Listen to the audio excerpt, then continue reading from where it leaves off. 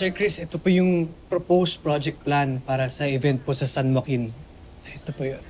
Ah, wag na natin muna pag-usapan yan, Tyron.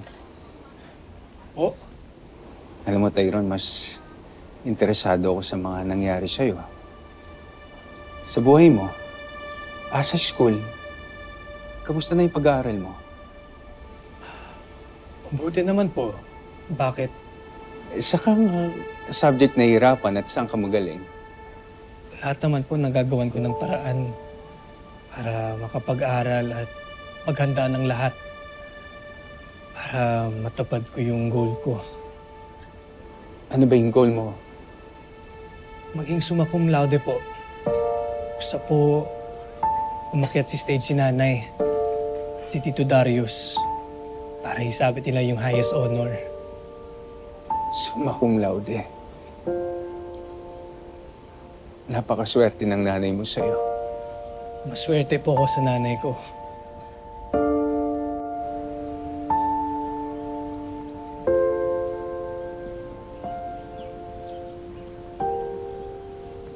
Mahusay talaga si Tyrone. Matalino na, masipag pa. Kaya nga po proud na proud ako sa anak ko eh.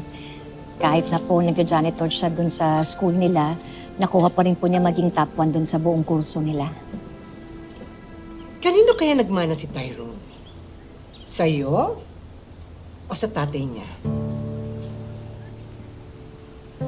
Lahat na lang ginagawa ni Tyrone para sa'yo. Para maging proud ka, maging masaya ka. And yet, yung kaisa-isang inaasam niya, hindi mo maibigay. Ano pong ibig niyong sabihin? Bakit? Totoo naman, hindi ba? Hanggang ngayon, pinagkakait mo kay Tyrone ang tatay niya.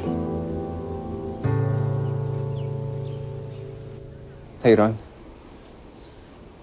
dumating ba yung oras na hinanap mo yung yung ama mo, yung tunay na tatay mo?